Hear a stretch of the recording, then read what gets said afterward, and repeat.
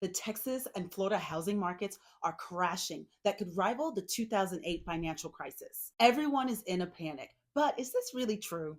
We're going to take a look and see if this is what is really happening, especially in the dramatic changes that have been happening most recently. Experts warn that Texas might be on the brink of a housing collapse, driven by higher interest rates and decreased affordability. In Florida, the situation is equally alarming, according to recent analysis in Florida, where inventory is growing and buyers can afford to be a little bit more picky than they were before. And this is because of the recent surge of inventory, which has allowed buyers to push prices down in parts of the state. As both states grapple with these challenges, the potential for a market crash looms large. Let's look closely at what is happening in the market on a national level and then what the data looks like for each state to see if, in fact, the bubble is about to burst. To determine this, we'll need to understand what a crash is and understand what the data says. Hey, y'all, Angie Ufomata here, your go to resource for real estate insights. Let's get into why Texas and Florida could be facing the worst housing crash in the US. We'll compare these two states and see what factors are driving this potential disaster. You might be surprised to find out, contrary to popular belief or what the news media outlets are saying, the median US home price just hit an all time high of $397,482, which is up 4.7% year over year. This has been the largest increase in the last 4 months. This also marks the ninth straight week that the median home sales price has reached a new record high, according to a new Redfin report. Home prices are still high, even though high mortgage rates are making it harder for people to buy homes. Fewer homes are being sold, with a 3.5 drop in sales compared to last year, and 13% fewer people are applying for mortgages. This is happening because there aren't many homes for sale still, which keeps prices up and sales down. Also, the prices we see now are from deals that were made a month or two ago. This decline suggests that the housing market is cooling off from a frantic pace experienced in the last few years, moving towards a more balanced state. Let's look at factors like inventory levels, mortgage rates, market dynamics, economic factors, and more.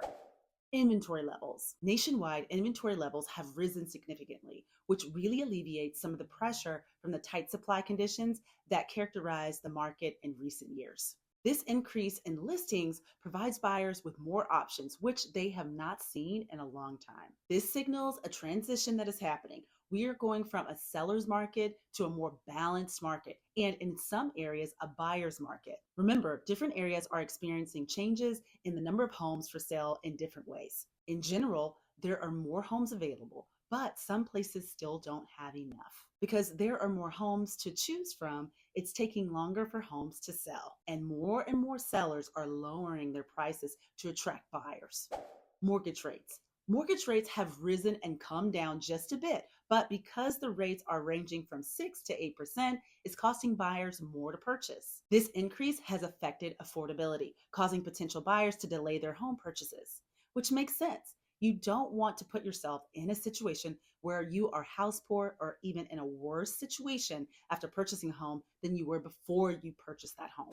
Economics and the job market. A strong job market plays a significant role in supporting housing demand. Areas with a robust economic activity, such as tech hubs and regions with diverse economies, continue to see steady demand for housing. If the job market weakens, it could lead to reduced income and economic instability, which could decrease housing demand and contribute to the falling home prices. In many parts of the country, the demand for housing is still thriving, but this is market specific, as we chatted about.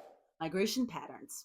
Migration trends, including movements to suburbs, to rural areas, as well as interstate relocation, influences the regional housing markets. States with lower cost of living and favorable tax policies will attract more people to move to that particular area. Side note, we are now seeing tons of folks moving to the Carolinas, Tennessee, and Arizona, just to name a few. High migration rates can sustain housing demand, even in the face of the broader economic challenges, mitigating the impact of the housing crash. Conversely, if migration slows or reverses, it can lead to an oversupply of homes, putting down pressure on prices. These are key indicators of housing market health. Understanding these factors help paint a clearer picture of the potential risk and resilience of different housing markets. Now, let's turn our eye to the two big players that were on everyone's tops list the last few years, the state of Texas and Florida. Texas and Florida have been leading the pack in population growth across the United States. Although this growth has taken a bit of a breather recently, these states have managed to keep prices low, relatively low, or flat thanks to the boom in the housing supply. Here's the scoop. Out of the top 10 metro areas where sellers are most likely to slash prices, five are in sunny Florida and two are in the heart of Texas, as reported by Redfin. Cities like Cape Coral and Northport, Florida are making waves with the biggest surge in homes for sale across the country. We're talking about volume shooting up around 50% from a year ago in March. Over in McAllen, Texas, the housing scene is also heating up with a 25% jump in the number of homes for sale, according to Redfin. But what's the reason? Texas and Florida have been on a home building spree, which means they've got a lot of new homes just around the corner, under construction and completed. This building boom has helped balance out the demand, especially now that the pandemic fueled population surge has cooled off, giving buyers a bit more breathing room so that they can get into the market and purchase a home. But this can be costly with the increase of the median home price and the high interest rates. Because of this, some buyers are also finding themselves priced out. The median home price in Texas is $356,800 with a modest year over year increase of 0.8%. Texas has seen a 38.8% year over year increase in active listings. As you know, I'm in Texas, and I'll tell you, in my market area of Austin, we are also seeing inventory increase, which is needed because having low inventory was just feeding the unaffordability beast.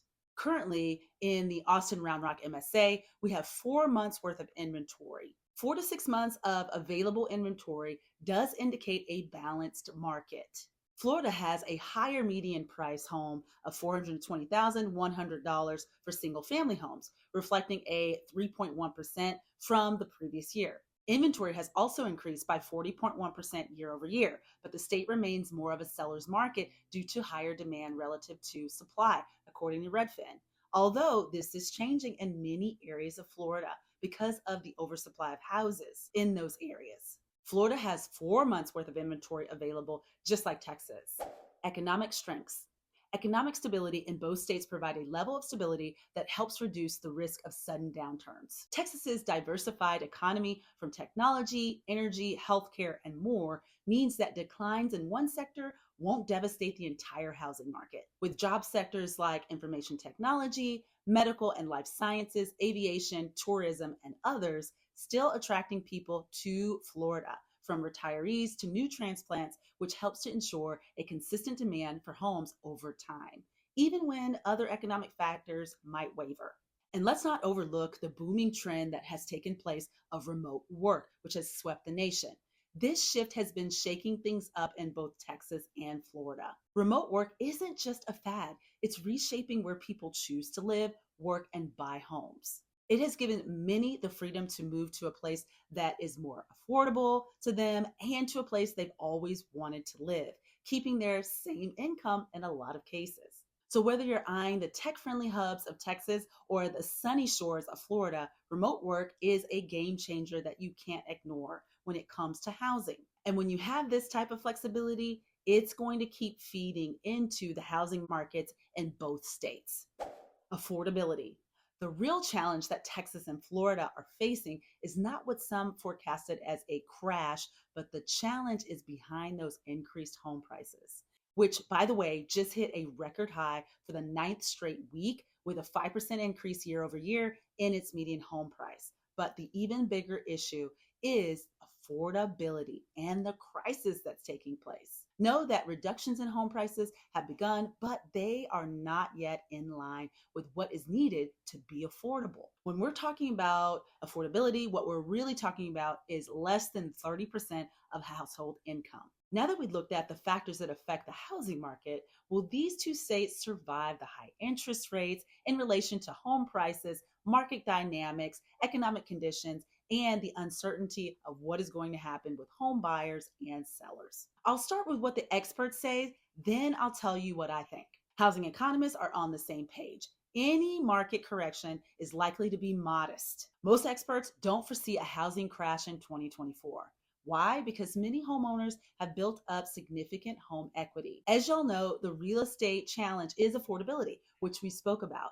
High interest rates and inflated home prices are making it tough for buyers to get into the market. And for sellers, they're hesitant too. They don't want to sell only to face the same high prices and interest rates when they buy their next home. Plus, there's the lock in effect. Sellers are reluctant to give up their super low mortgage rates, which makes sense. Home prices reaching new highs and creating a wider divide between those owning properties and those who wish to be first home buyers, said Lawrence Yun, the chief economist of NAR. The mortgage payment for a typical home today is more than double that of homes purchased before 2020. The fundamental reason for the run up in prices is heightened demand and lack of supply. So while the market has its hurdles, a full blown crash isn't on the radar. It's more about navigating the affordability crisis and figuring out the best moves in a tricky market. Here's my opinion. There's a lot of information out there, some good, some questionable. Y'all know it. I've been waiting, just like everyone else has, to see this catastrophic crash that has been predicted the last few years. I haven't seen it yet. Have you? Let me know in the comments. I do see changes to the real estate market that are happening each year. That's for sure. What I don't like to do is to create or produce or deliver information that creates unnecessary angst, fear, or concern in people. I think that home prices will continue to reduce in those areas of the country where they were really, really hot. Things are cooling down now. This is really needed, honestly, because those markets were overly inflated. I believe that those areas are undergoing a market correction. Do I think that home prices will go up or down, or when this will take place in both Texas and Florida? I think there will be a cooling off period, which has already started. Then there will be an uptick that follows, but not like the one we saw from 2020 to 2023. There's more to the housing market than just prices, as we talked about. Other factors that will definitely influence the market are government policies, population growth, regional characteristics, and a few more things to consider. The market is multifaceted and complex in a lot of ways. All we really can do is equip ourselves with the best data and the most accurate information. Some resources that will be helpful to you are the housing data, US Census Bureau, HUD, the US Department of Housing and Urban Development, FRED, which is the economic research from the Federal Reserve in St. Louis, the S&P, CoreLogic Case, Schiller, to name a few. It's good to look at the full scope of the real estate market from a national level, state to county, city to your town. But to really get the best view of what's happening, you will need to look locally. Navigating the real estate market can be tricky, which is why a trusted advisor is so important. A knowledgeable real estate professional can help guide you through the ins and outs of your local market.